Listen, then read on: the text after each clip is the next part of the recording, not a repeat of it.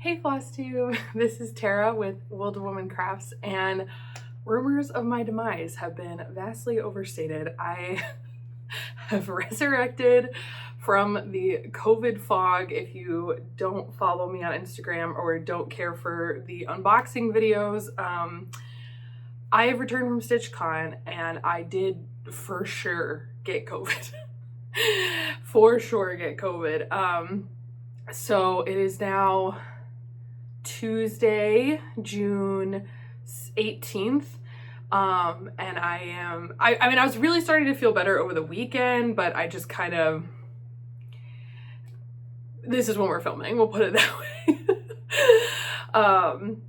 So I won't bore you with all the details of that, but basically I have so much to share, so much excitement. So much has happened in this last kind of 2-ish week chunk. I'm really glad that my last video ended up being sort of like days before StitchCon. So I feel like I was thinking about this as I was kind of getting my notes together. And I think the best way to go through this is I'm just going to kind of narratively take you through my first StitchCon experience, and we'll grab stitching along the way. Excuse work. And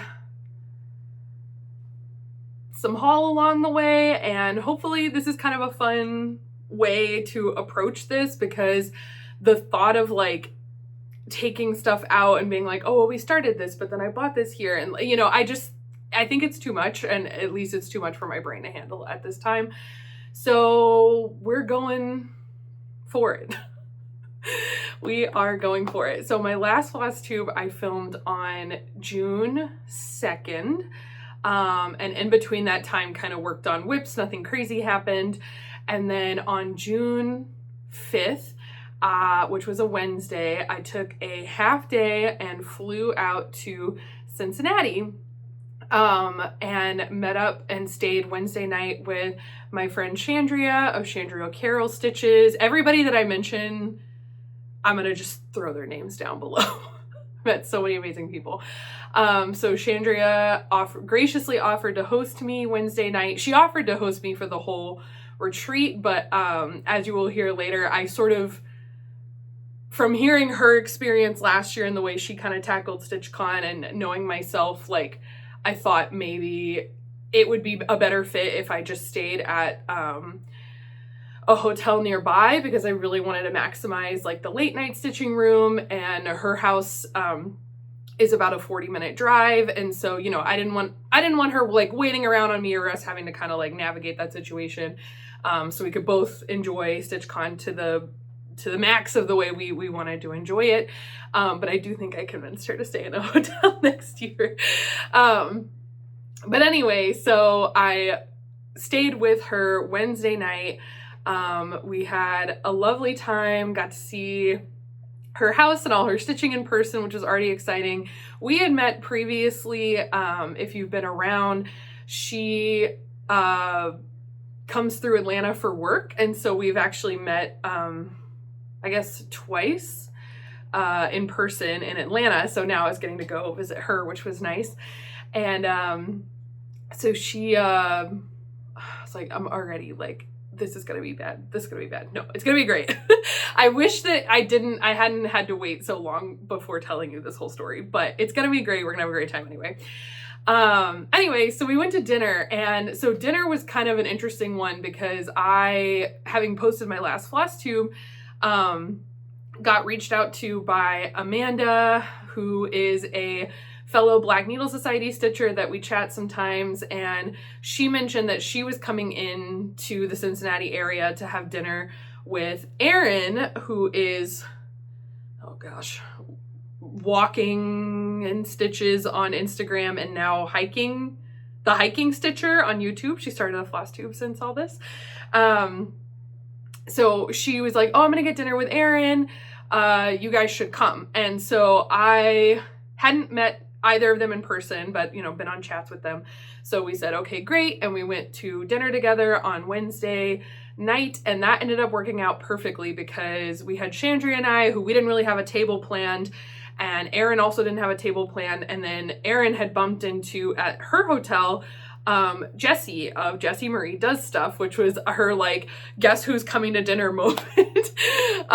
So got to meet Jessie, who was so sweet, so nice, and so we all sort of were like, well, let's just all sit together. None of us have any concrete plans. Sounds fabulous, and that really worked out. I think like if you're a first-time StitchCon goer, I'm gonna kind of sprinkle some like thoughts, tidbits that kind of popped up over the week, the long weekend. So one of those is that if you are coordinating a table at all, get you an early bird. Get you someone who is willing to go stand in that line. I think Erin said that she got into line to get into StitchCon Thursday morning around 7:30. Doors don't open till 10 a.m. But people really get in line that early. Erin was not even first in line. So that was really nice because then we were sort of able to touch base with her because we were driving up that 40-minute drive that morning. Myself and Chandria's friend Amy, who's also joining our table. So we were coming up and we were running a little bit late. So it was really nice that Erin was already in line with Jessie, and we were able to kind of message them and be like, okay, so I had the wisdom of other retreat attendees that also I think really was a huge benefit to my experience. So, you know, Chandria was like, and I think Erin too was like, I know I want to be on the outside. And then Chandria actually said, try to get a table by the Freebie table. So we were table 54 all the way in the back, but we were by the Freebie table, which was a score. It's been amazing, even though like I've seen a lot of stuff that people grabbed because you know, the table's right there, so they'd come show you. It's been really cool watching people's recaps and see all the sorts of stuff that came through. So tip number one as well, keep coming back to that Freebie table. And if you're nearby, that you can scout out when people drop like the goods, because people will sort of like slowly disperse. It definitely doesn't all land day one. So there's lots of excellent finds to be had as the event progresses, basically. So we got set up back there. We grabbed one of the Join Us flags, which is apparently a new thing to StitchCon this year, which I think is fantastic. So they had little pennants that you could stick on your table that said like, come sit with us if you had space available. We only had one spot available at that point, but it worked out because we got our 6th table mate, which actually was Milka of Mega Stitches, which was so fun because she had also watched my previous Flosstube and we had kind of chatted a little bit, and I was like, oh yeah, it'd be great to see you, would love that.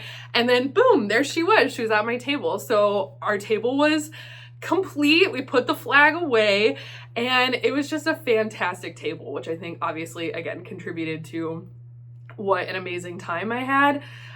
So we were really set up back there, had a great time, and Thursday was actually probably the most stitching I got done. So actually, I guess before I get into that, we all immediately as we sat down were like frantically exchanging table gifts. I think we were just all so excited. I feel like I was vibrating on another plane. I was so excited because even just like waiting outside in line to get into StitchCon, there were so many people I saw, and it was such a funny experience. Like people that, luckily a lot of these folks I knew had at least watched me a little bit because they had either commented before, we've chatted before, but just kind of like giving that look of like, it's you and it's me, and you know, it was very wild. So many people I saw, I just feel like I was vibrating. By the time I got to the table, I was like, there's so many people. And in the best way, I think it was an interesting thing to experience this because I think in a lot of ways, I don't give myself credit for how extroverted I am. Because my table mates too, they, you know, were like, oh my gosh, like this is so fun, but it's so like draining and all this stuff. I did not feel drained from the social interactions whatsoever. It was the virus plaguing my body that was exhausting me. But meeting everybody, just amazing. I tried to talk the entire time. Another quick tip I'll throw in there. I need like Aquaphor, Vaseline. I need more lip moisture than was happening. I was running my mouth all day and my lips were just like falling apart. I don't know what was happening there, but like my top lip was just getting like raw. It wasn't a cold sore. I don't know what was happening, but a more heavy duty chapstick or lip situation will be happening next year for sure. So anyway, so Thursday I got the most stitching done. And I was gonna say we all exchanged table gifts. So I'm actually gonna throw to a clip that I took before I left of my table gifts. So please enjoy. Hello, future me. Today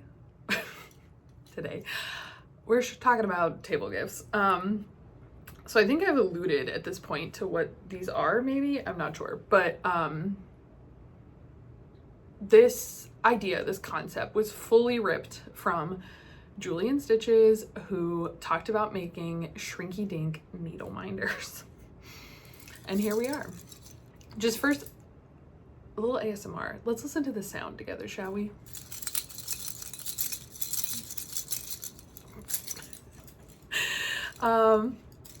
They are all Foz thread jewelries. So, okay, let's just, give me a second. I'm gonna take these off because obviously you can't see them so greatly. Okay, so there's a little bit of a story here because of course. So as I said, Julie initially showed me that she did needle minders. So that was my initial thought. So when my Montana friend came to visit for Organization Mageddon, and she is a much more proficient artist than I am, I told her that I wanted to make Fozzy needle minders. And this was our first prototype of this. Let's see. So as you might be able to tell, it's a little small. I mean, so that was obviously our first test, was that her initial drawing was a little small to my taste. And you can really see that magnet through there. And that's because I did use E6000 because I feel like that's what everyone uses. And I feel like it kind of ate away at the colored pencil. So we sort of at that point stopped and were like, okay, maybe we should like put a clear coat of nail polish on it, or like somehow try to like protect the back before we put the glue on. But it was a really tight turnaround of when she was here and available to draw these, and I think she wanted to see the fruits of her labor, and I also didn't want to just like have this languishing as an endless project where I needed to like coat the bottom and then wait for that to dry and then put the glue on and then wait for that to dry. So we pivoted pretty quickly. So we named all of our designs. So this one is called Sultry Foz. So you can see where we landed with Sultry Foz here. And I guess I should back up and say, I don't know how prevalent shrinky dink technology toys were. This is a toy I remember having as a child of the 90s. And apparently technology has come a lot farther, because the only thing I remember about this, which I'm still not explaining it is paper. Shrinky dinks is some kind of paper with a plastic coating. I mean, you can see how shiny this is. So it's like very plastic on one side and not as plastic on the other side. It's much more matte, you can see. And so you draw on the matte side. There's our model, our muse. And you cut it out and you put your drawing into the oven for a couple minutes, and it shrinks it down. And what I was gonna say was that as a child, I remember having this paper and playing with it, and I feel like everything came out extremely warped. I mean, you can see this in the needle minder a little bit, but it's like kind of, this is not the extent of warped we're talking about, but it's a little bit bent. It doesn't sit fully flat, but these came out incredibly straight, incredibly flat, and I'm very surprised by that. So anyway, so she kind of like drew this on, punched a hole in the paper, and then we cut it out, put it in the oven, and then it shrunk down to this. And the kit that I bought off of Amazon came with like some jump rings. I had purchased these binder loops separately because I had thought I would do thread drops, which I did. So we just kind of pivoted the whole thing instead of doing needle minders to doing thread jewelry. So design one here. Oh yeah, which I was going to show you some of the concept art. Okay. So for size comparison, if you're wondering how much shrinkage are we talking here, this is the original size of this. So she would like trace this onto the paper, hand color it in, crazy. And this is what it shrinks down to. So they shrink down quite significantly, more than I think we thought. So this is what we dubbed sultry fuzz, if I didn't say that. So there's a couple of those. So, you know, hopefully you got which one you wanted. Next up, let's see, the original art I could show with it. We have Scheming Fuzz, because he knows something. He's thinking about something. Oh my gosh, this is the worst way to show this. Do this hand, do the left hand here. Help. Is Scheming Fuzz. What does he know? And this is his original. Some other. This is a rendering of her roommate's, her good friend's cat, who is a black cat. So, you know, black cats, you take photos of them, they're much more featureless. Should like from head on. Okay, so we have Sultry Fuzz, we have Scheming Fuzz. So those are kind of your two like base fuzzes without accessories, okay? Then we upgraded to I can't believe she drew all of these. She is such a good friend. Okay. So next up, we introduced the first fuzz with an item, and this is Bagel Fuzz. So the lore here is that if you leave, like, if we have groceries or something, if you leave a bag of bagels on the ground, he will chew through the plastic to eat the bagels. He loves bagels. But obviously, an easy riff, what else is shaped like a bagel? A donut. So we have two donut fuzzes here. Let's see, where's our other? Oh no, I don't see him. Or maybe there's just one other donut. Maybe there's just one donut. I don't know. Oh, no. He's over here. I wasn't ready to show you the floss drops yet, but we have Choco Donut Fuzz. Spectacular. Then next up, or I'll show, this one is specifically for me. So this is what we're dubbing Forlorn Fuzz, and here's his original. So this is when he just, you know how pets, they have nothing wrong in their lives are perfect, and they just look at you with the most existential dread sometimes. That's him. Okay, next up. So when we looked at Scheming Fuzz, I kind of was remarking that he almost looked strawberry shaped. We were trying to come up with other things to do with him. And then I thought about how Marjorie is hosting the Strawberry Moon Sal. And I was like, oh my gosh, I need to make Marjorie. Well, I need my friend to make for me some strawberry fuzzes. So we have two of these. So cute. He's so cute. I die. Oh my God. Okay, I'm sorry. I hope that this is as entertaining for you as it is for me. And I also just want, because I don't get to keep all of these, so I want them all preserved for posterity's sake. So then we had some other ideas based off the donut model with some other companions. So there's Fuzz with a frog and Fuzz with a axolotl. Look at him. Too cute. Okay, there's just two more styles left. I'm sorry. I don't know where she found it in her to keep going, but she did. So next up we have, yeah, I'm still talking about you. Cowboy Foz. I don't think y'all are ready.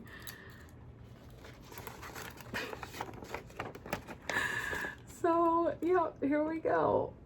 And then, oh yeah, I guess let me pull up, let me find Cowboy Foz concept art here. Here he is. Oh yeah, which we considered him in a boot as well. The boots did not get made. So we have red and blue, and then as well, green and pink. Oh gosh. And then last but absolutely not least, there are two top hat Fozes. Where is the top hat? I don't know where top hat Foz is.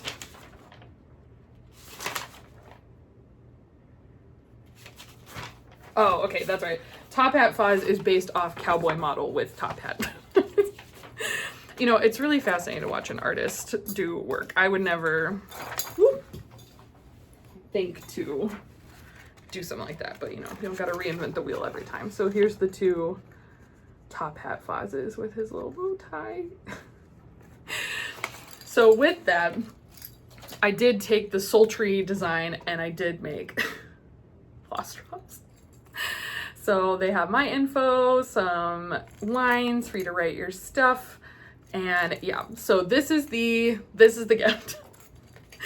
Is I'm hoping to give all my table mates and, you know, a good chunk of other people, obviously, jewelry and some tags. And that's it.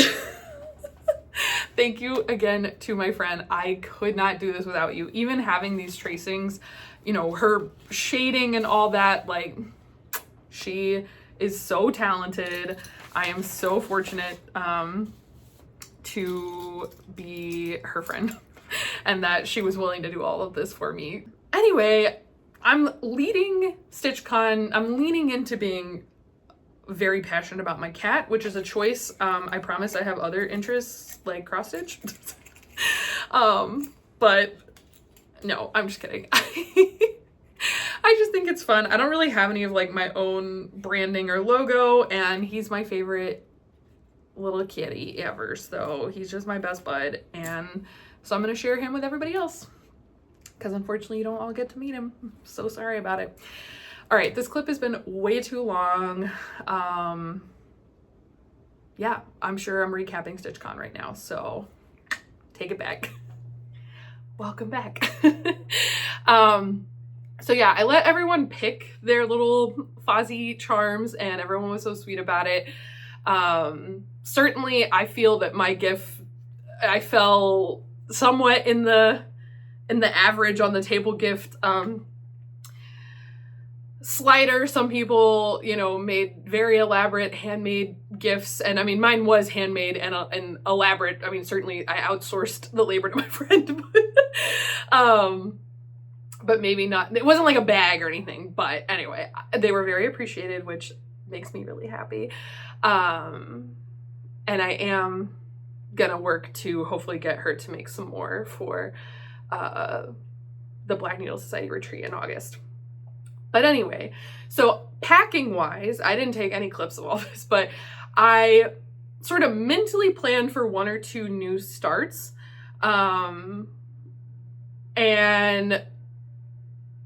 I ended up packing 5 projects, which I had not really planned, but like 2 of them were whips, like current works in progress, and with one of them the intent being to like finish and ring the bell. And then I brought 3 like potential small pieces as a start.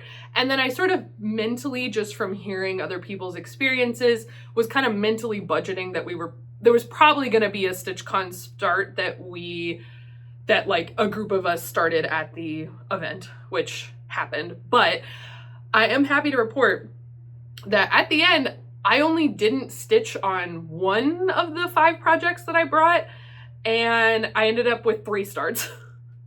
So working it back, on Wednesday night when I was at Chandria's, We were kind of waiting around before dinner. I realize I'm already out of order. You're just gonna have to hang with me. And I started this piece that just came in the Black Needle Society's Novels and Needles box, which the theme was Something Wicked This Way Comes. So I knew we had a finishing class, which was actually this past Saturday with Lois of Lady Dot Creates. And so I wanted to get this going, which I did, and I did the finishing class. And so now it holds its little mirror. I'm very happy with my blanket stitch. This is a little discombobulated because obviously I put like 50 stitches in this on Wednesday night, and now you're seeing it fully finished, but it is fully finished. It has some pins in it. The class was fantastic. Just quick side tangent. I would die for Lois of Lady Dot Create. She is incredible. She did such a good job. She said this class was her first Zoom class. I don't know how she's pulled that off, but she was amazing. It was so wonderful. Luckily, this is very similar to the style of the finishing that we're doing for the Celebrate All Year. It's just kind of that there was another circle and fabric that got glued together. But even still, I feel like I learned some good tips from her, and I really enjoyed this. This was all like kit supplied. This entire kit came in the box. All the finishing came in the box, the chenille, the fabric, the felts. So I didn't have to do anything. So that was really great. So I started this Wednesday night, and obviously as of now it is a finish. And I also put some stitches in my Salem Sisters Apothecary. And then on Thursday, like I said, is the most stitching I got done. So let's pull that up. So the project that I had brought with the intent to finish was Salem Sisters Apothecary by Primrose Cottage stitches, and I was successful in that. I did finish it on Friday, so I had a little Friday finish. But here it is. And it's been all rolled up in this bag. I've been trying to keep everything together. Things have started to spread a little bit, but here it is. I loved this chart. It came together a lot faster than I thought it would. This cauldron is not as painful as the Life Potion cauldron. If you know, you know. And yeah, had a great time. So on Thursday, basically coming into it, I think I pretty much was down to the cauldron and these words and a little bit of backstitch. So I mostly did the cauldron on Thursday, and then on Friday I had just the words left.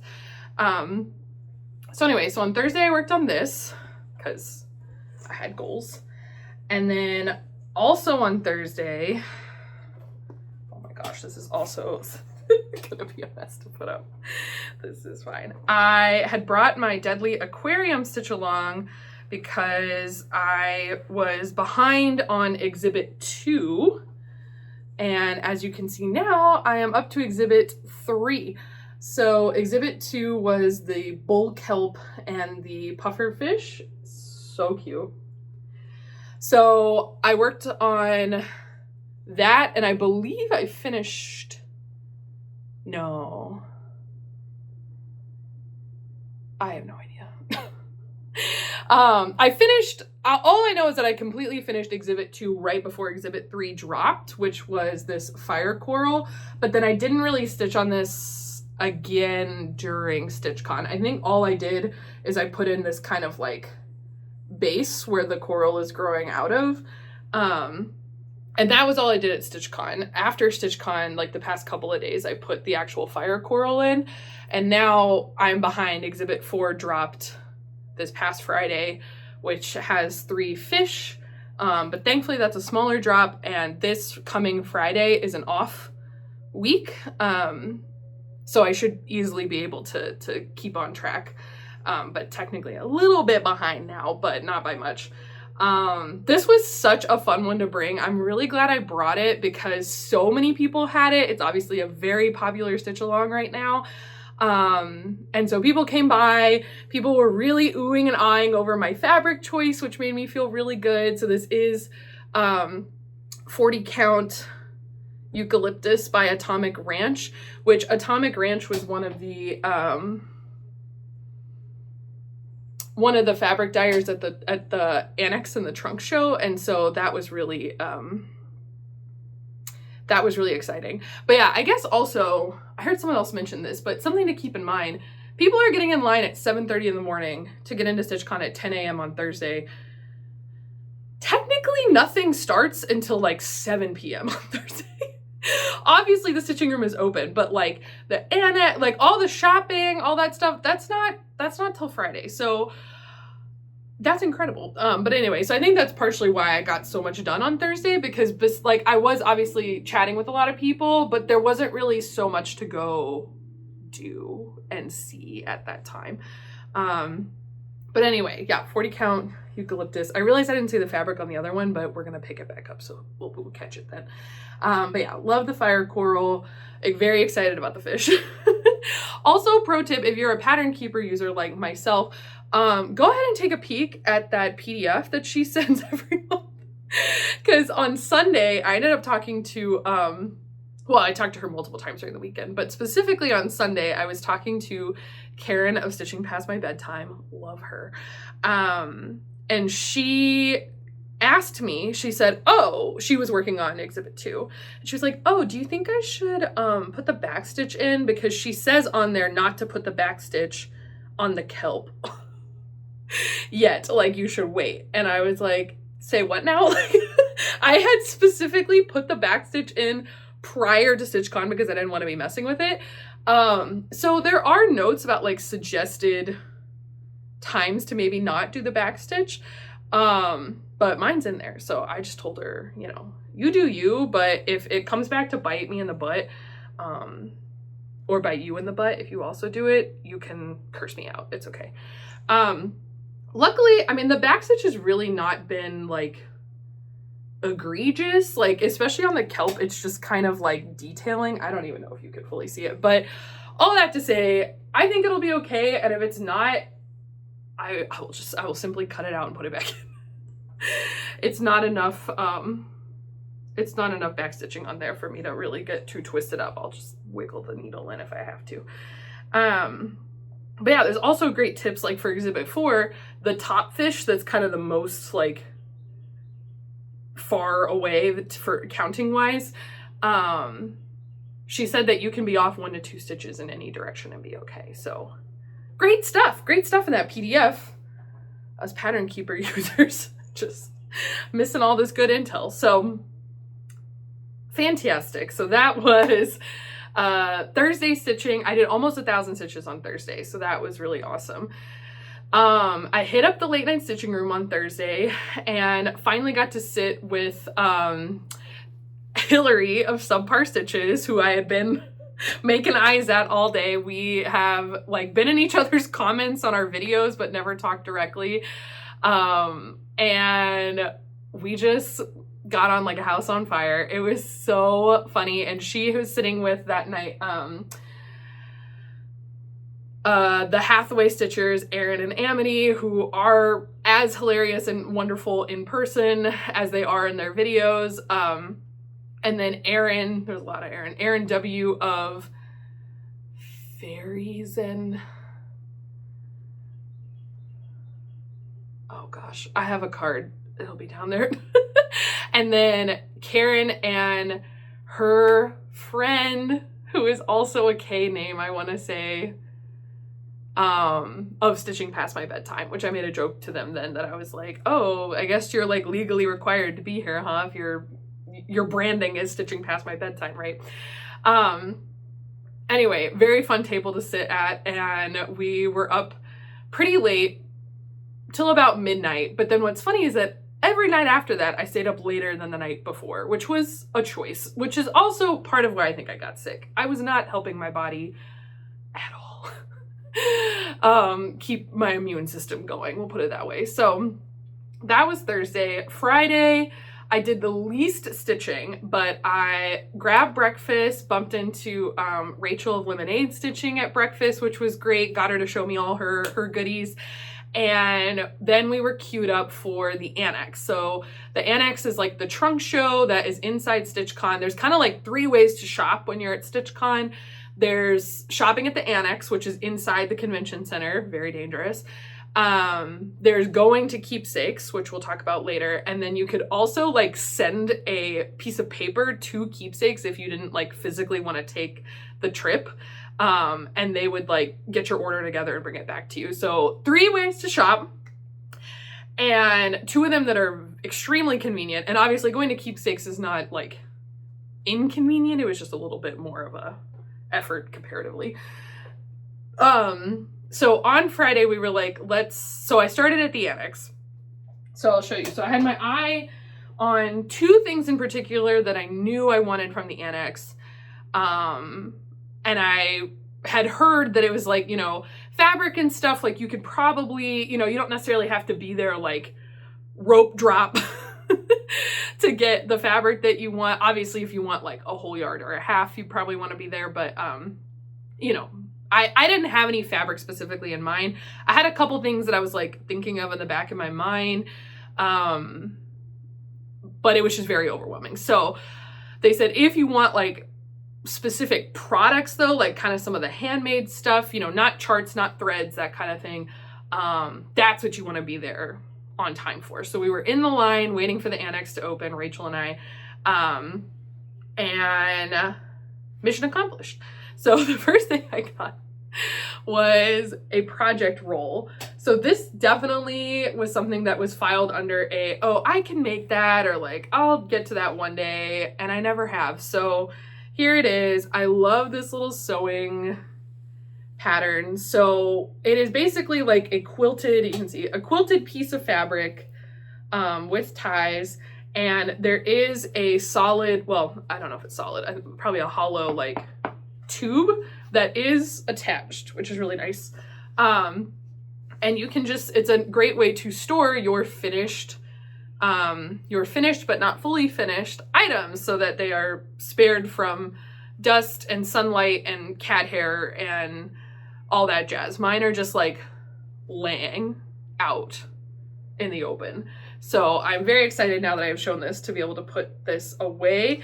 These were made by, this is a stitch and roll project roll by Althea. And there's her contact information if you want to ask about these. But these were very popular. I saw a lot of these sticking out of bags as the weekend went on. And then they dropped more patterns as the weekend went on. Very rude. I love this one. This was the pattern I wanted of the set that was there. But then later in the weekend, I went in the Annex and I saw like a galaxy print one. And I was like, are you kidding me? That is so gorgeous. And what do you know? Erin of the Halfway Stitchers got that one. So happy for Erin. But yes, very excited about this. And then my other like main mission that morning is I wanted to get a project bag from Lynn X Stitches Creates. Lynn is another lady I've talked to on Black Needle Chats before, and she was supposed to be there weekend A, but had to go on her luxurious Scandinavian vacation, so I guess. So she was not there. I didn't get to meet her, but I will meet her later this year, hopefully. But I definitely wanted to get a Lynn bag because I don't own one, and Lynn's bags fit 11 by 11 Q-snaps, which we love. So this is the pattern I picked, and it's a little spoiler of things that were purchased later.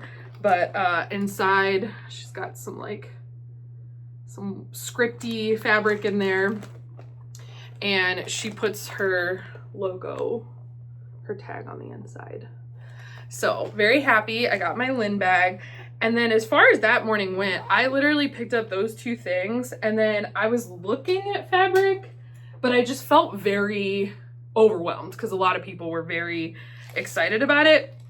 So the only thing I ended up grabbing, because I was just kind of over there like, do I want to try to fight this herd? And I saw Millennial Fabrics was selling, who I follow on Instagram but hadn't tried their fabrics yet. And their fabrics were already cut. So I grabbed this 40 count linen in Wanderlust. It's this really pretty, like, cool gray purple. And spoiler alert for my tiny start, we'll get to later. But I am gonna note. So this is 11 by 18 inches, which is kind of an offcut. And then also because of, you know, the hand dyeing process, shrinkage can happen. So I measured this, and this is a little over 10 inches wide. So it's a pretty, like, funky cut. And see, it's pretty narrow. This was $27 for this cut, which I was a little surprised by. And I was kind of looking at their website, and it seems like a lot of the stuff that they sell are like non-standard sizes. And they're just like a little more expensive than I would have expected. But I mean, I haven't stitched on it much. I'm not trying to say anything. I just was a little surprised at $27 for a kind of off cut. But you know, it is what it is. I'm never mad at fabric. I'm never upset about it, but I just found that a little surprising. So that was all I got at the Annex that morning, which was plenty enough damage. And then we did go to Keepsakes. And I guess hopefully as I was talking about the Annex a little bit, I hopefully have some clips that I was talking over. I took some random photos. I'm going to be borrowing photos from other people. I didn't take like a single photo with people, but thankfully a lot of people took photos with me, or like in groups that I was in. So that's very helpful. So shout out to, hopefully I'm like crediting everybody's photo. But next up, we wanted to experience the Stitchy Bus, which Barbara's husband, Joe, I believe, drives every year. It's very convenient.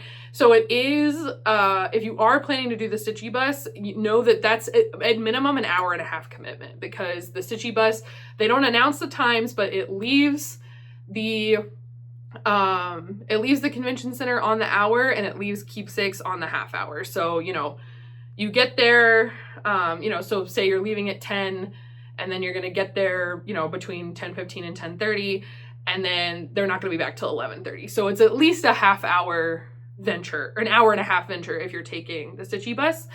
But obviously it was super fun. We had a great time. My whole like table group and Michaela went with us. Michaela of Cinematic Stitches went with us. Spent a lot of time with her this weekend. She is fantastic. And had a great time in there. So in Keepsakes then, let me get this back up. So we had already at that point kind of started to plan a start. So I bought a fabric for that. And then I bought the threads for that, which I'll show later. But then the other thing I got at Keepsakes, in the store is I don't know how much on my channel I've talked about this, but people were hearing about it a lot at StitchCon. I have a planned start in August, which is Autumn Night Alphabet by Embroidery. And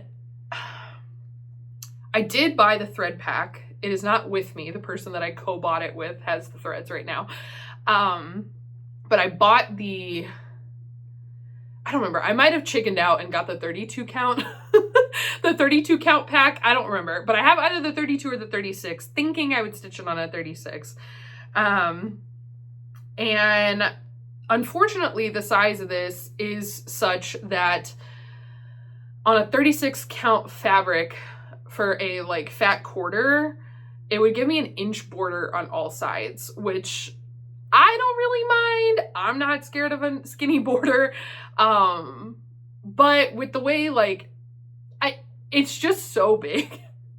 It's so big that the thought, and I kind of want to center start it. So the thought that it would possibly like not fit because of shrinkage, or if the count of the fabric is a little bit wrong. I don't think I could mentally handle that. So I was sort of on the hunt for a fabric for this project, which I think I found. So I bought a fat half of Cobblestone. Yes, Cobblestone by Fiber on a Whim. Which I love. I think it's the perfect amount of mottled. I think it's gonna look stunning. I'm really excited about it. So this is, yeah, a 36 count Fiber on a Whim. And it was very fun to go into Keepsakes. It is just absolutely chock full, floor to ceiling with models. I definitely like knock something over, hit my shin on something, you know, I think it's all part of the experience. It was great. And then Michaela and I actually went next door because, you know, we'd kind of shopped and we were waiting outside, and obviously you know, you're waiting for the bus as long as you're waiting for the bus.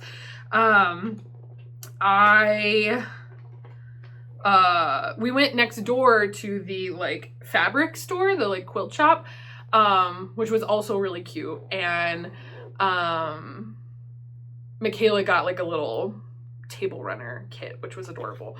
So that was really fun just to kind of like tool around in there. So that was my Keepsakes haul. And then the last thing that was kind of the highlight of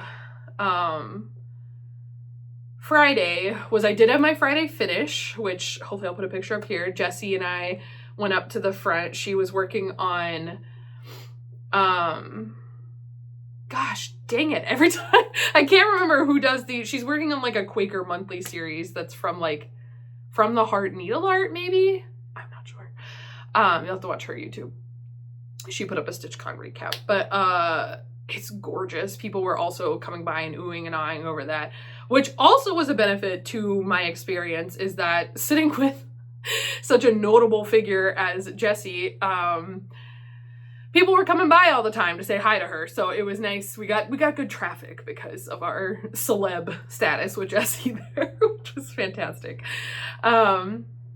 So Jessie and I went up and rang the bell together, which was very fun. You know, checked that off the StitchCon experience, very cute. And lastly, I had my Smalls Exchange. So the way the Smalls Exchange worked, I had no idea. When you check in and you get your bag and your badge and all that stuff, there's like a tub of poker chips, and they just say, if you want to participate in the Smalls Exchange, just grab a chip. So there's 3 chip colors, there's red, white, and blue, and they held 3 separate Smalls Exchanges based off the colored chip that you had. And then on top of that, there was a number on the chip. So when the Smalls Exchange happened, because I guess then like they go like 1 to 100. The numbers go 1 to 100, but don't panic. I was number 87. And I guess then like if every single person showed up and wanted to participate, they could facilitate that, but it also facilitates any number, you know, under that. So like I was number 87 for my exchange.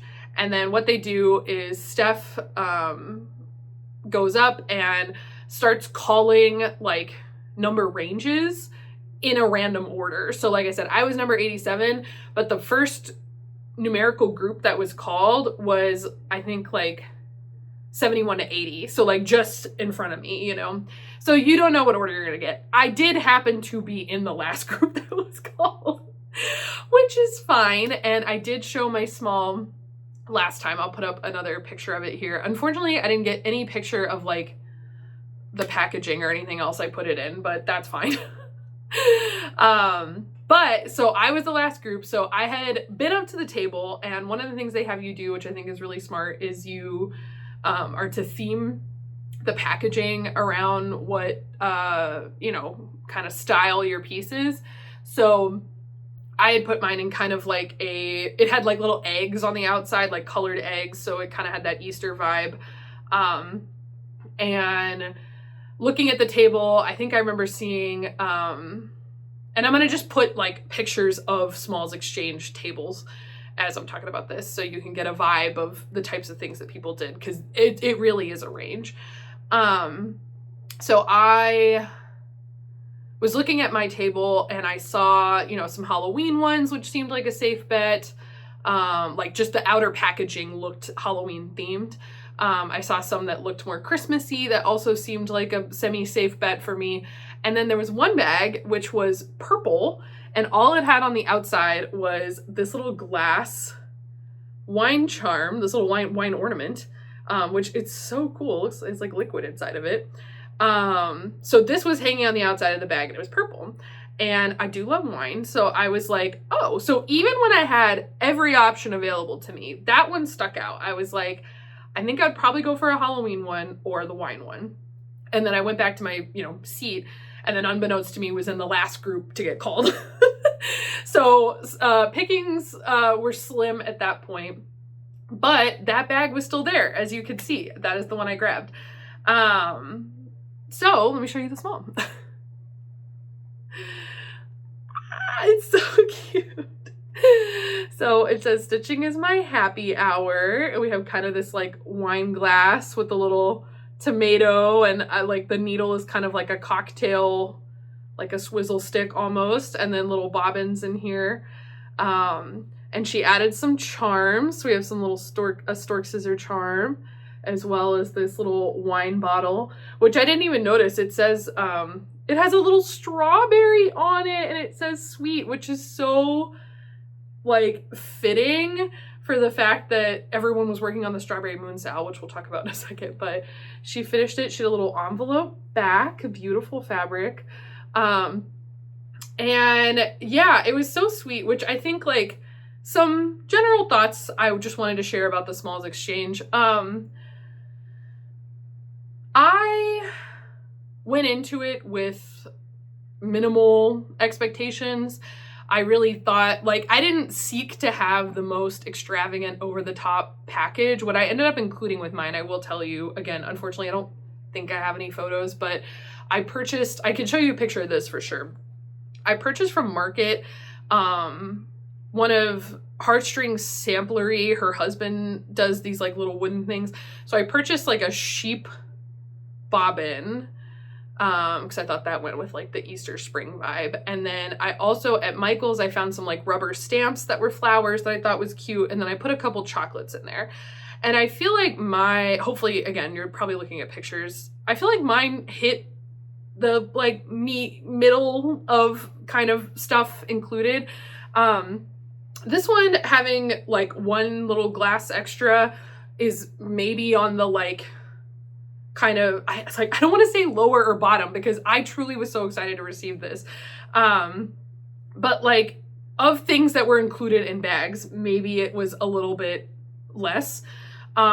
Which again, I also, as someone who only brought carry-on luggage, was also kind of eyeing the packaging from a standpoint of like, I don't want to pick something that is in a big box because I don't know what's in it and I don't know how I'm going to get it home. So this was like excellent for what I like and my packing concerns. So I guess just like all that to say is some people go really over the top, and if you're someone that wants to be really over the top, I think you need to like leave openness in your heart that maybe not everyone can do that. Because there was like a comment, so after you open your exchange, everybody goes back and puts their stuff up on the table so that everyone in the room can come through, and that's where these photos are from, is from like other exchanges, my exchange round, all that stuff. And someone made a comment, which I know they were being complimentary at the time, but it just kind of, I think, highlighted something for me. So someone who participated in my exchange made a comment that they really loved the project they received. It wasn't mine, but it was like whatever they got. And they said it was so fantastic. And then they kind of made the comment along the lines of like, well, you know, the last couple of years, like I've gotten some sloppy work and this really makes up for these years of these poor exchanges.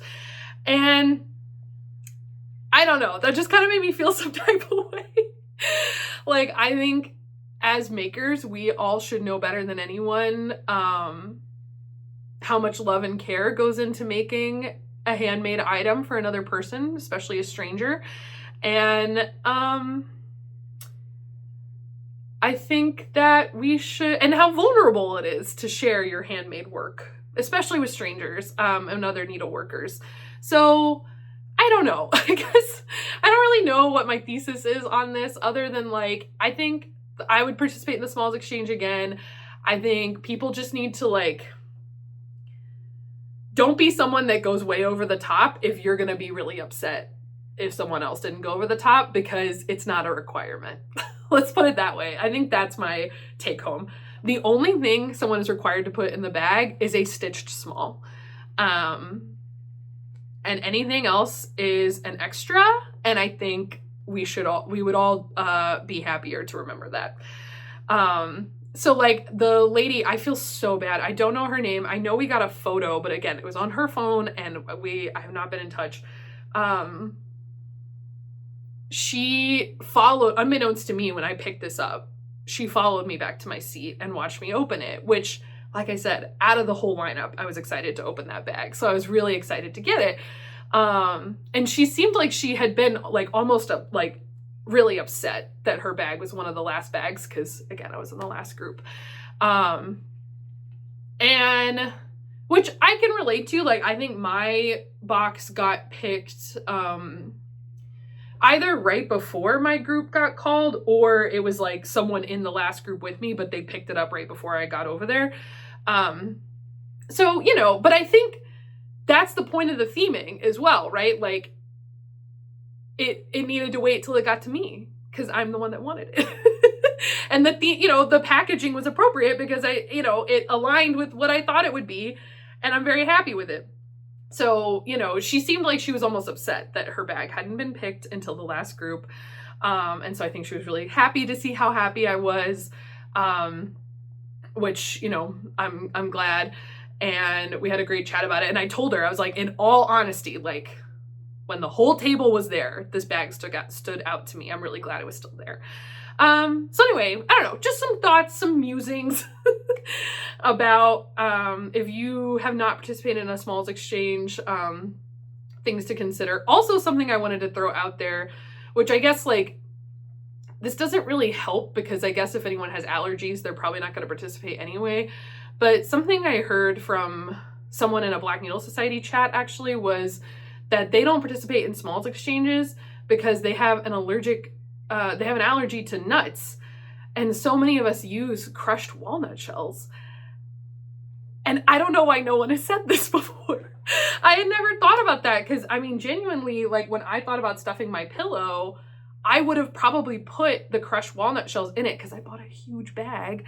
But now I feel kind of stuck not wanting to use that for Smalls Exchanges because you don't know who has a nut allergy or how sensitive they are to that. Again, by me doing that, I don't think that made it possible for someone who had a nut allergy to participate because there's no way for them to know. But I think that's something to think about, that nut allergies are extremely common, and I don't know why that was the first time that had come up to me. And when I mentioned it to my table mates, they also were kind of like, whoa, why does no one, what? So just thoughts, musings, as a first time attendee, things I was thinking about. I had a fantastic time with the Smalls Exchange and I would do it again, but I think some of us could come in with a little better attitude. Not that anyone was mean. I don't know. I hope I'm not sounding too snarky. Observations. I'm just taking data points. Okay, holy moly, that went on way longer than I thought that conversation was going to. That's fine. Yes. Also, yeah, Friday finish, all good. Friday night, stayed up way too late again. All good. Just partying it up in the late night room. And Saturday, so yeah, we had Friday finish and then we had Saturday starts. So let's get to it. So on Saturday, there's more stitching, I promise. Stay with me. So this was one of my like planned starts. So Marjorie Maid is hosting the Strawberry Moon Sal, if you're living under a rock and have not heard. And I was thinking I wasn't going to participate because I had just stitched the National Strawberry Month Celebrate All Year chart for May. But then Cross Stitch the Globe, Stephanie and Allison, came in clutch and they did their 30 summer freebie charts video. Highly recommend. And several of them had little strawberries. So I was like, well, okay, it's cute and small. So this was my start on Saturday. I did not finish this during StitchCon. I finished this yesterday, actually. But this is Strawberry Cat. And this is by, ooh, I looked up their name yesterday. I will have it listed. But this is a freebie.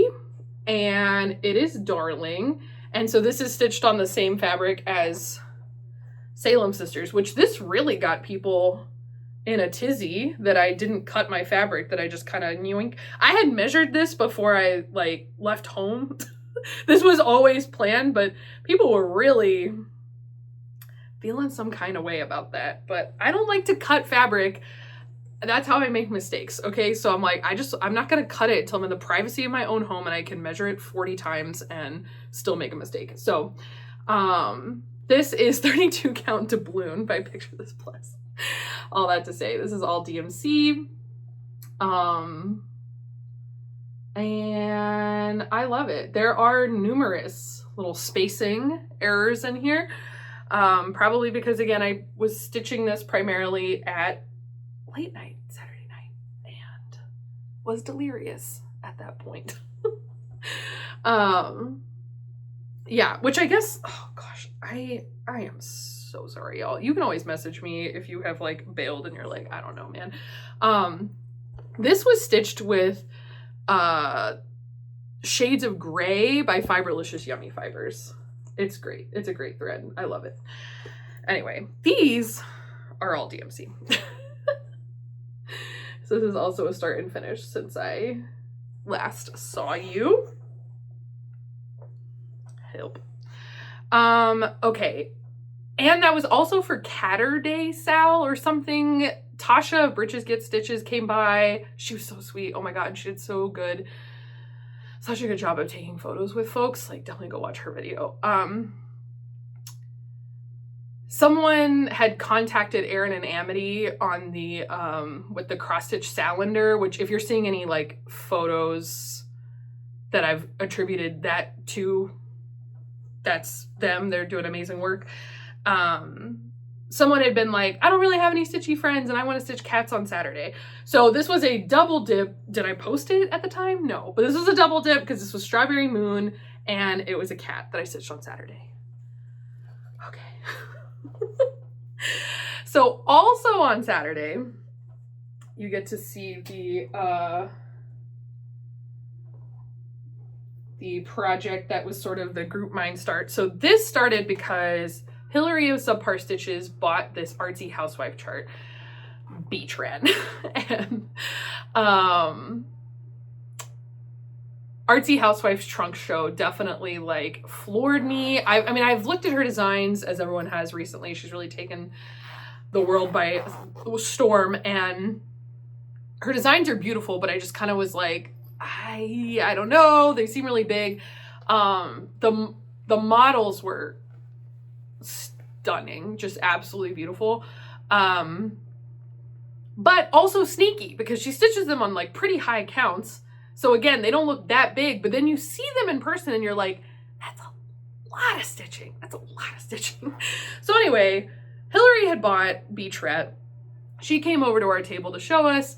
Chandria just pops out and is like, oh, we're going to sell that? And there it was. And then here's a huge group of us that started this chart. It's currently living, it's probably going to get rehomed, but currently this is living in an Erin, the Hathaway Stitchers, Erin of the Hathaway Stitchers bag. Oh my gosh. See, this is another tip. If you sit around people long enough, sometimes they cave and they give you beautiful things. I am screaming over this bag. And look at this little moth charm. Oh my gosh. She has a destiny. I'm going to soft launch. Marjorie, don't kill me. I'm going to soft launch that Marjorie and I are planning a sale. for like late August, early September, that is going to be the chart The Moth and the Moon. So hello. So by Tiny Modernists, I think. I don't know, whatever. So just let that one percolate. You don't have enough sales. You got time, right? So Erin's design is so genius because she heard that you know, people have had issues sometimes with like paper patterns transferring ink onto vinyl front project bags. So Erin just has this like nice little pocket in here. Amazing. So beautiful blue on the inside. I love everything about this bag. Anyway, holy moly. Here is my start on Beach Rat Sal on a fabric that I bought at Keepsakes. Whew. All that to say. Oh, sorry, I'm holding my little board here is hanging out. I started in the middle. A lot of people started up in the B, but I started in the middle. So this is, I have it in front of me, 36 count caramel macchiato by Fiber on a Whim. I was in the Fiber on a Whim bin, so I was like, let's do it. It is also a little bit of an offcut, so I got a discount on it. So again, by comparison, this is 36 count Fiber on a Whim. This is an offcut. It's about, I don't know what they said. I think it's like 11 inches wide. This is $14. Just saying. It is partially DMC. It has some fancy flosses, which I also bought at Keepsakes. Chandria, what a champ, man. I was just like agog at all of the stuff on the wall, just like walking around like do, and Chandria's up in the floss room like pulling it, pulling floss for everybody. So nice. So she just comes back and is like, here, pay for this. So this is fantastic. It also calls for Classic Colorworks Blackbird, which we weren't gonna buy because it is kind of close to $33.71. It's like DMC equivalent. But then I realized when I was looking at my Notion template that I already have a skein. So then when I came home, I did order another skein because I think it calls for 2. So what are you gonna do? So that's somewhere, I don't know. Everything really needs like, I really needed to film so I can get my life in order because everything has just been kind of existing in this bag because I have not been in like my desk area here pretty much since I got back because I've been trying to not get my partner sick, which luckily so far so good is going according to plan. He is not sick. He tested again last night. But I've sort of been locked away in our bedroom. So the StitchCon bag has been perfect because I just came home and was like, well, I have all these projects like with me in this bag. Amazing. So that was kind of the big highlights from Saturday. I'm trying to think. Yeah, no, Saturday I got more stitching done generally. We went to dinner. It was all good. Sunday, I came downstairs and had my breakfast, and I bumped into Karen of Stitching Past My Bedtime. She sat with me, and I had a pretty embarrassing moment with her, which was I had thought that I could get, well, okay, I was so delirious Sunday morning, just so exhausted, so delirious.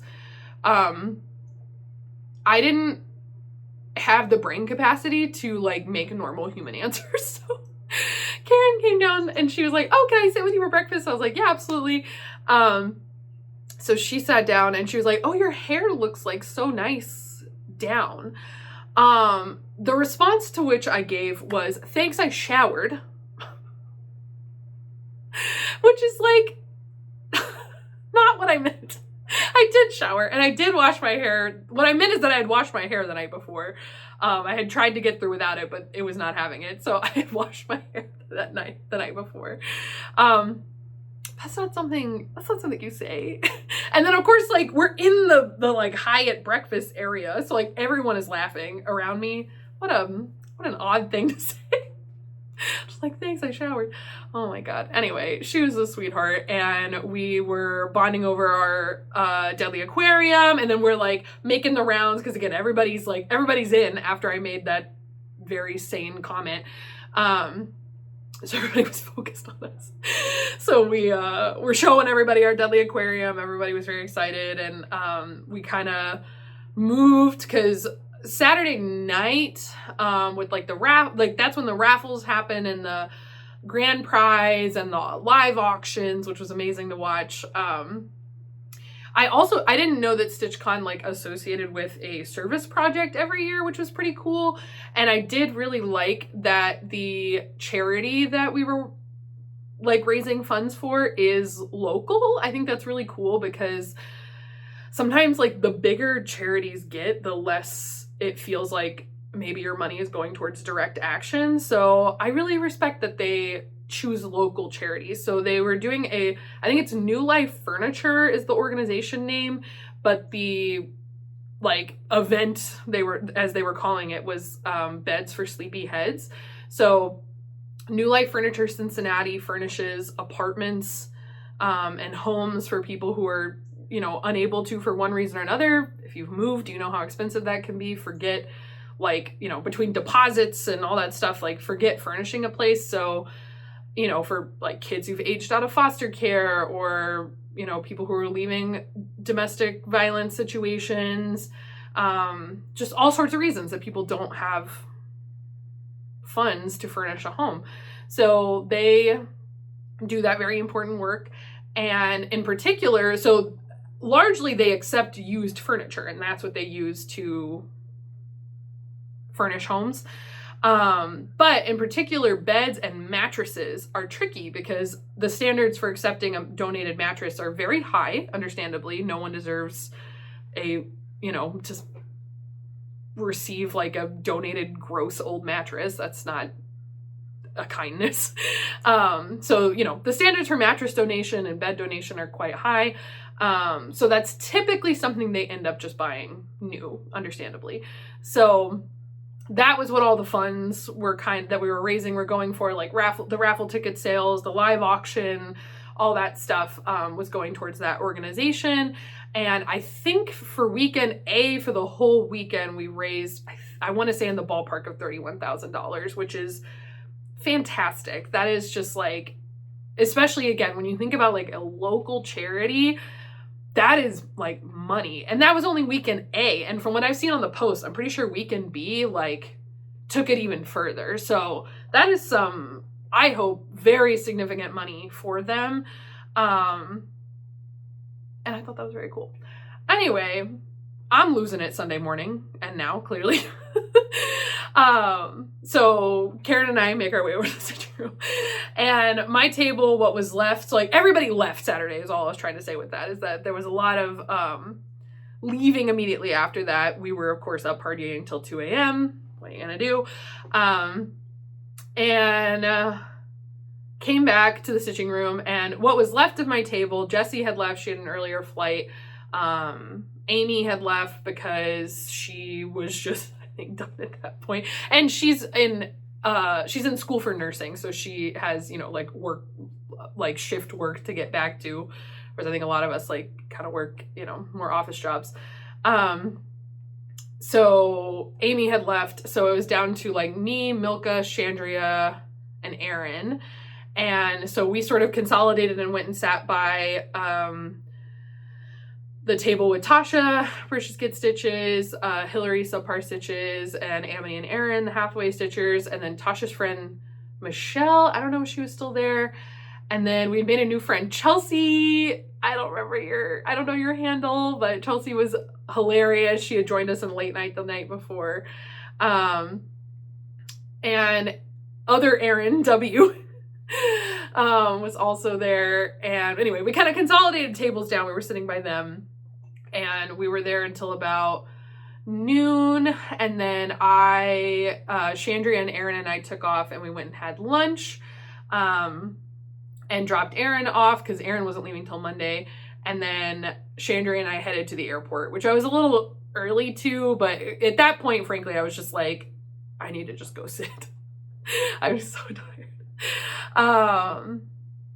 Oh, and I forgot, another Start Sunday. Holy, this is why I write this down. So in this bag, which I didn't show before, but I got this from Miss Marjorie herself. I love this. Like, there's so many projects that have already rotated in and out of here. This is my new favorite. I got conned into another start. So and of course, does anyone include me when it matters? No.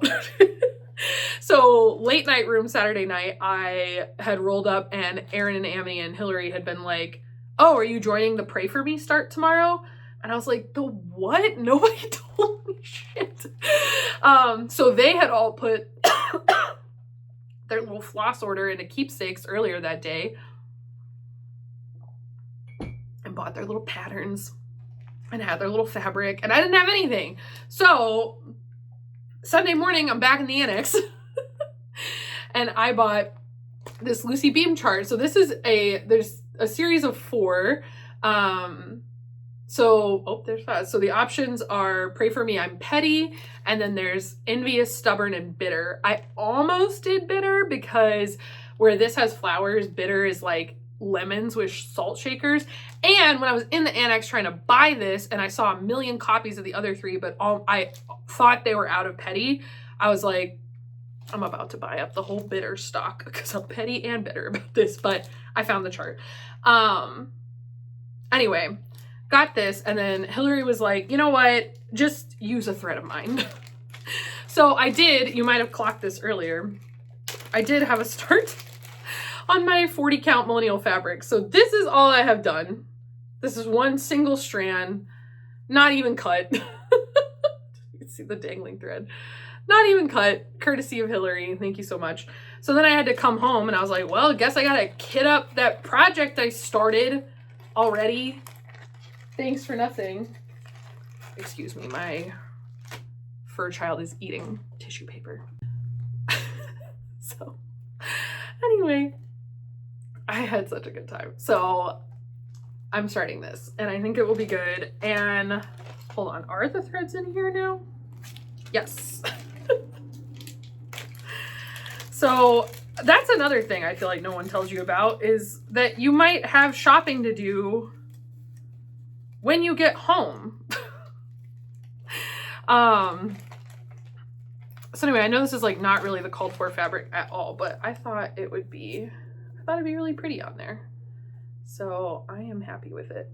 And I don't really have any gentle arts, so I was excited to dive into a little bit more of the regular line. I feel like I have a lot of gentle arts like limited editions, but anyway, I think that is very fun. And it's not a big chart. I think it'll be okay now that I'm like coming back to life. Aaron's already finished it. I saw on Instagram. Ridiculous. So I need to get onto that. But that was my last start. That one was definitely unplanned, but there it is. Let me just stuff this all back in my Marjorie bag. She was so sweet. I got to spend a good chunk of time with Marjorie and Cameron as well. It meant so much to me that they like carved out time, because I know that they, you know, they had their like whole squad of people that they talked to all the time, and it was the first time they were all in person and they were all staying at the same house. And so it means a lot to me that they like still carved out time to sit with little old me, and we had a great time chatting, and it was amazing to meet them, and I just adore them. I adore that whole group, but it was really special to get to talk to Cam and Marjorie for a while. Yay. So I made it to the airport, I made it home, and like immediately my body just like the sinus pressure hit. I started coughing. I was just completely congested. I rallied on Monday. I honestly don't know how, but I filmed that Black Needle Society unboxing on Monday, and then I was like horizontal the rest of the week, just in bed, so exhausted. It wasn't even that my like describing my symptoms, it didn't feel that bad. I think I was a little feverish a night or two. And I just was super congested and like just head pressure. And so it's just a lot of that going on, and coughing and like sore throat, but it just, I don't know. It just really laid me out. I've only had COVID one other time, and that time there was like one day that it felt like a really nasty cold. And then after that, it felt like very okay. This one, it took like a whole week basically to start feeling relief in my head and to feel better. And I've also had a weird symptom, which is like almost gone, but I noticed today as I was like running around to get set up for this, I'm like almost experiencing vertigo symptoms. Like if I'm kind of like looking up and down and moving around a lot, I notice that like I almost feel like I'm gonna get dizzy, but then I don't quite. It's a very odd sensation, which I'm hoping it's just from congestion, which is still lingering a little bit, that it's like an inner ear thing. You don't care, but I am still kicking, and I still have 2 more projects to show you. So since I've been home, I was also telling my family, I was like, no, you don't understand. I'm for real sick. I'm like not even stitching. So I did finally get like a stitching setup happening back in my bedroom. But it's not ideal, but I did finally get some stitching in later this week. So for one, I did get back to my Dinosaur Forest project, so I will update you on that. I really don't remember what it was when you saw it last, but I know for sure this is probably new, because I think this guy was there, not there, or this guy was the last guy you saw. So I did this, you know, so I'm not really sure. Did I hit the corner last time? Not sure. This is new. I feel confident that this is new. And then this is the start of a little guy, a Stegosaurus. I don't know. No, there's a Stegosaurus down here. I don't remember what this little boy is, but he's the start of another dino. So that's exciting. I'm still enjoying kind of like moving this way before I trudge back into border territory. And I officially crossed over 7,000 stitches in this project. There's over 10,000, so I have a ways to go. But staying on track. I did fall off on my Twisted Rainbow. I should have for you right now half of the next cross stitch band done. I haven't stitched on it at all, but that's okay. And then the last stitching project I have to show you, which I worked on since I got home, is I finished Bonaventure Morning Sampler by Park Hopper Bart, which I finally posted on Instagram, and y'all are loving it. I love that. I didn't realize that, I don't think he's released it, so now I feel kind of guilty. And I actually chatted with someone who had a very sweet story that she shared with me, and I'm gonna mail it to her and let her stitch on it next. So hopefully, I'm hoping she'll return it to me. I did mention lending, but I'm also kind of like, if it doesn't come back to me, like it'll be okay. But hopefully if she sends it back to me, maybe it's something that I can kind of like continuously lend out, since I don't think it's out. I don't think it's a chart that's out, but it's a beautiful chart. So next up on my like, let's knock out some of these medium small seasonal charts is Winchester House by Bendy Stitchy Designs. I love this one. These two are definitely my favorite in that Haunted America box. Even though the fabric's killing me, but we are making it through. Here she is. And maybe if you look at this too long, you might think to yourself, why did you stitch it like that? Basically because, again, I'm like banished in the back room, and I was trying my new system of like, oh, let me thread drop the colors I need and not pull from my master set, like not have the whole bob in here. And I ran out of 939, which is what this is, and I ran out of 22. So, which now that I'm in this space today, because my partner's at work today, I will replenish those threads so I can keep moving. But this should be done in not terribly long. Luckily, all the grass that's like on the bottom, all the remaining grass is charted as half stitches. So those will be quick. And it's going faster like every time I stitch on it, because reading the paper chart is a little rough. Symbols wise for me, I don't know why this particular combination of symbols is not really working for me. But as it's easier to fill in once I have taken the time to, map out some of these waypoints. It's easier to kind of see where we're going. So it's getting faster every day. So similarly, I'm doing like 200 stitches a day on that until it's done. And this is on a 32 count, whatever was in the box. I don't recommend it, so you don't want to know. Yes, okay. I realized I skipped over my last kind of StitchCon point, which was gifts from my table mates and the freebie table. So I did mention that we were by the freebie table. So I had some good snags. Here's my StitchCon bag, which I didn't realize until afterwards has the like luggage band here. Love that. This is a great bag. I did bring, let me show you. I did bring my like Gilmore Girls bag, and this was fantastic. I got compliments on it. And it's like of similar size. So this went in the room after I got it, and I was like, I can't carry 2 of these. But anyway, so I tried to be good at the freebie table.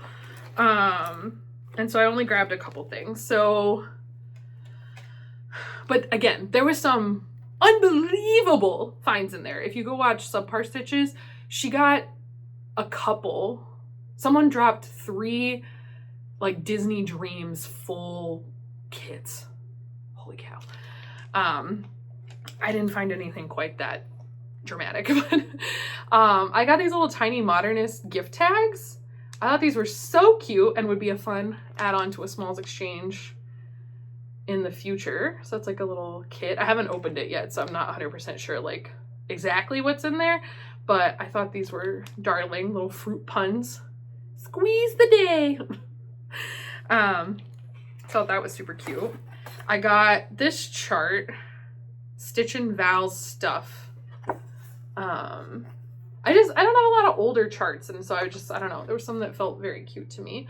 So the 2 charts in here, this one says 3 little kittens just sitting and a wishing, and it looks like there's applique or buttons on that one in the middle there. Very interesting. And then this one, which I think was my fave, says, be thankful for cats, flowers, cookies, friends, and all good things in life. Very cute. So yeah, that was cute. And then I also found this Dimensions kit. These little snow people, little snowmen. This is fully kitted. It's the pattern on the back. And this is from 2002. So again, I feel like a lot of people have been working on a lot of vintage stuff, and I wanted to feel included. So I like that. And then lastly, Erin snagged this for me. Again, like on Saturday, I think someone dropped this, the Star Trek cross stitch book. And there are some really cute ones in here. My partner and I were both drawn to one in particular. So I was like, okay, that one's definitely going on the list. I appreciate that there's stuff from like original series and Next Generation and some of the other one, Deep Space. So yeah, there's one of Deep Space Nine. Let's see.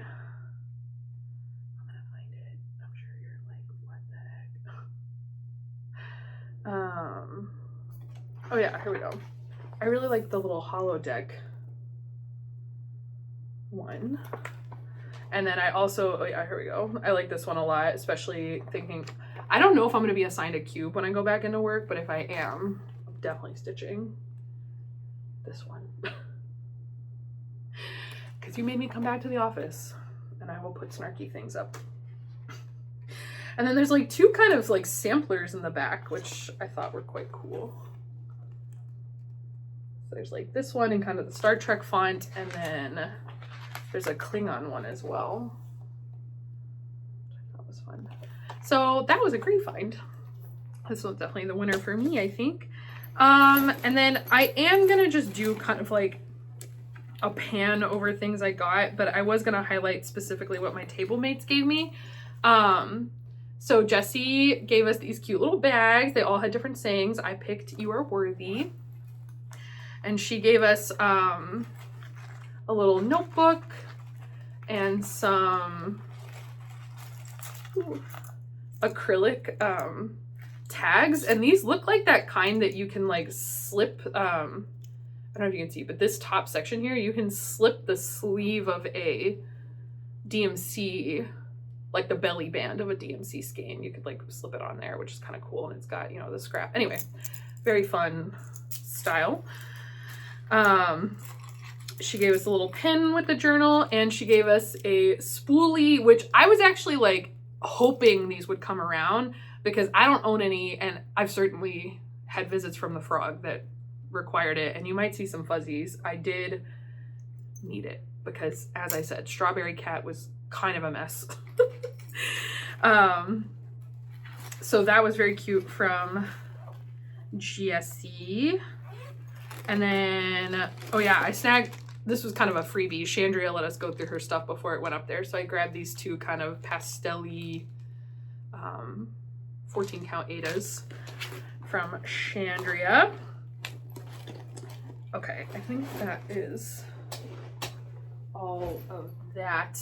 Oh yeah, Jessie also gave us Whipco pins, which go watch her video. She might be doing more with those later. And now I'm wondering, where the heck? Hold please. Found it. Okay, I had it all in the Lynn bag. I forgot. So from Amy, her and her partner have a laser engraver, and I think that they've kind of like off and on had stuff on their Etsy store, but they're kind of soft launching it. So they made us these adorable thread drops, getting stitchy and scentsy. Weekend A, I love it. So this is, their company is Elkhorn Lab on Etsy. And she also made us this little needle minder, again with the date. I love how commemorative this is. So that's really special, especially because this is my first StitchCon. So I'm just like very excited about it. And then I'm trying to think.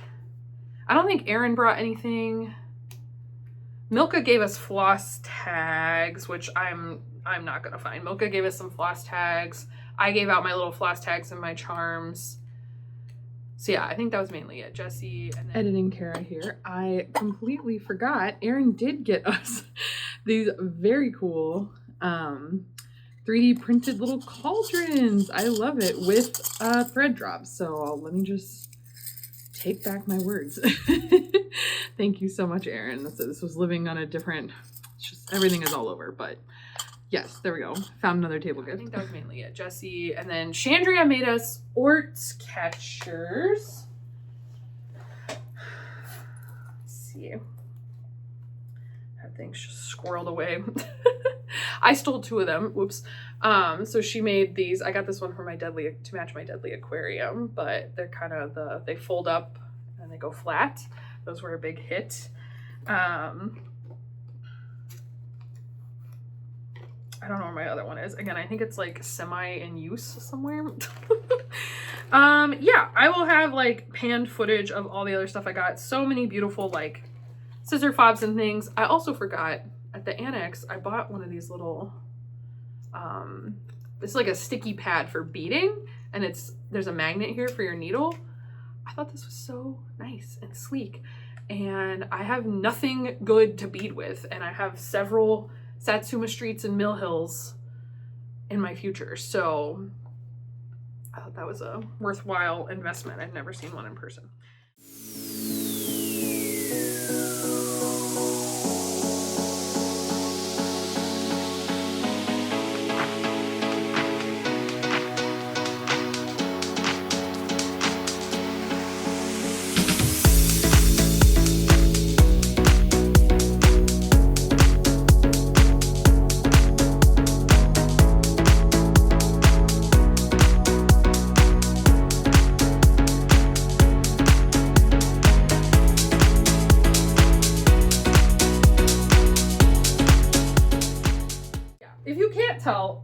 An unbelievable time. I made use of every moment that my body could physically stand being awake.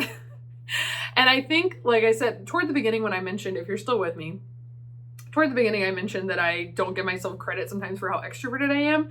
Like when I would get back to the room at 12, 1, 2 in the morning, I literally would not be able to fall asleep because I was so excited still. It was just so fun.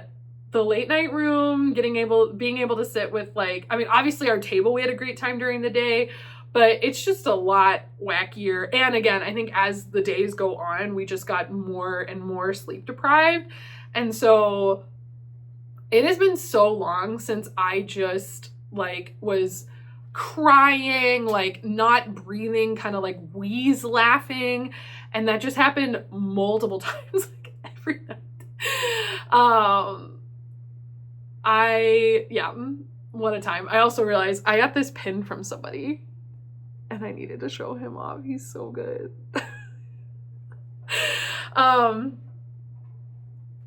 Just like the generosity, the love, just that feeling.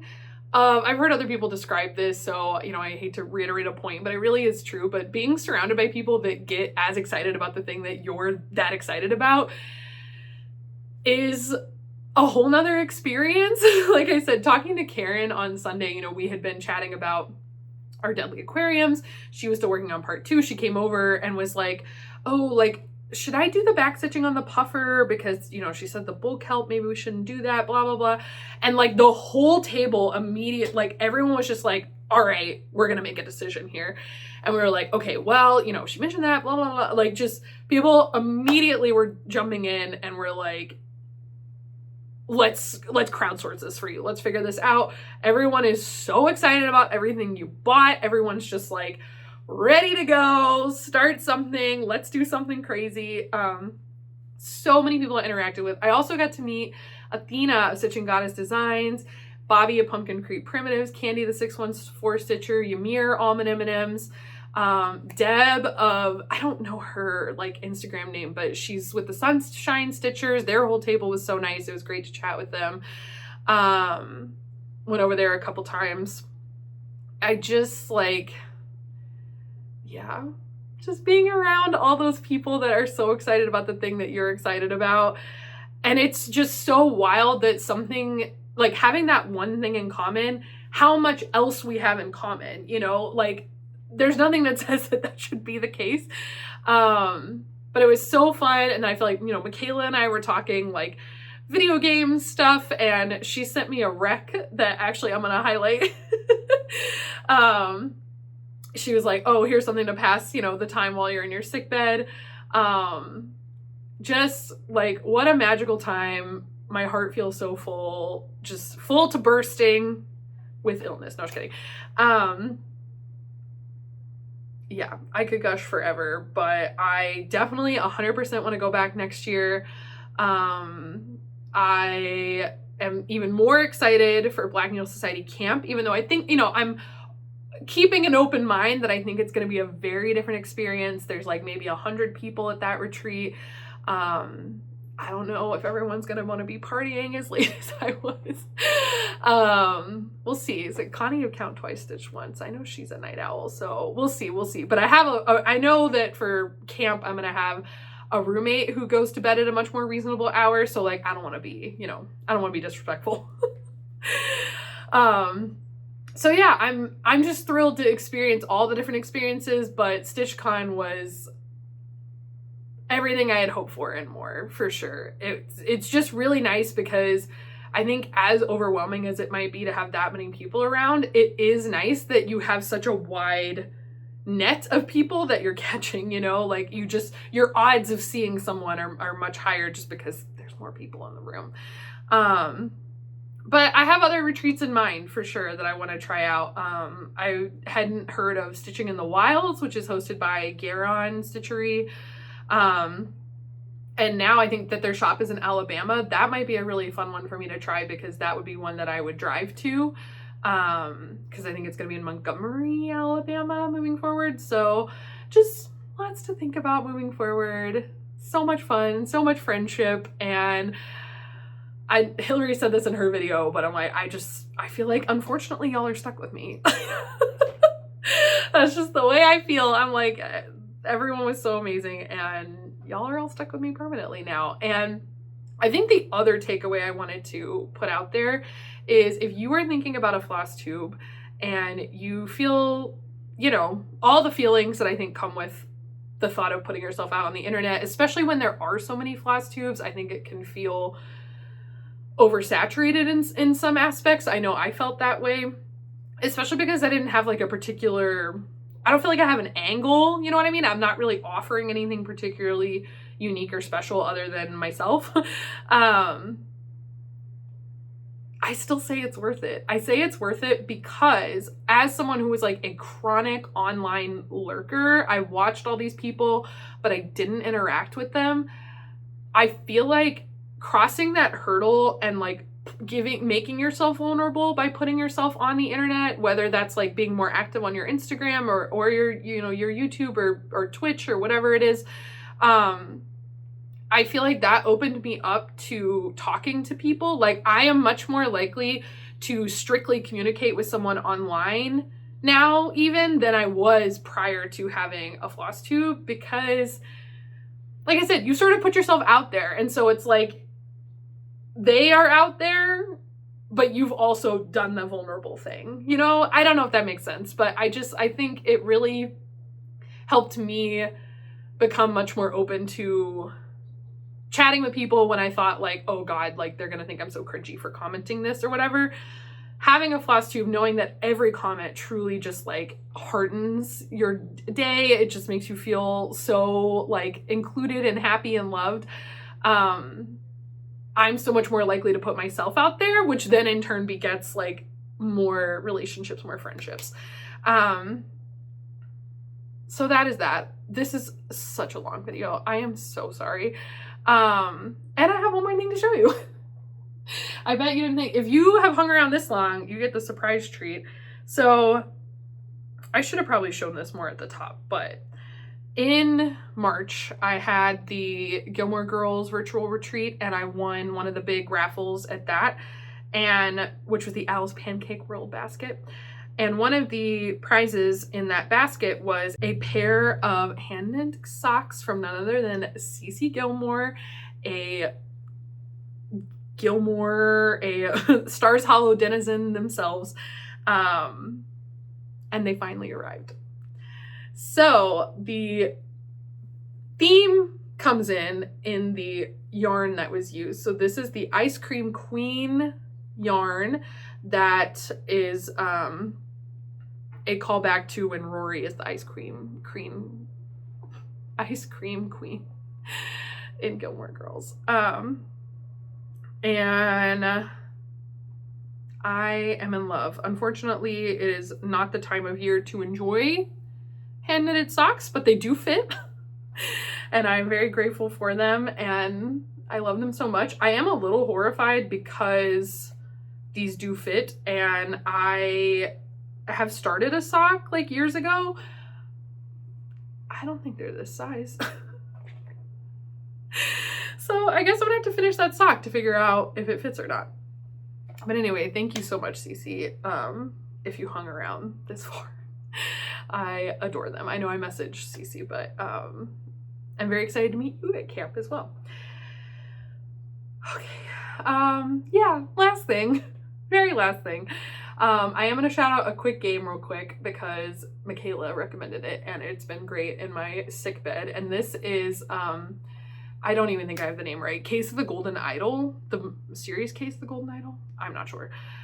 You're looking at it, but this is a like point and click mystery logic game with a very fun art style, but you're kind of in like static scenes basically, and you are clicking through a bunch of clues basically and trying to figure out who done it. And then my understanding is that what really makes this game not just good because it's like fun and interesting if you like, you know, those kinds of logic puzzles, what makes this game like outstanding is I think that there's kind of an overarching like narrative that kind of ties all this together, but I'm not far enough along to really speak to that. But it has been great. It's great for just like I said, laying down. I'm just like tapping and reading and trying to put clues together. Some days it's harder than others, but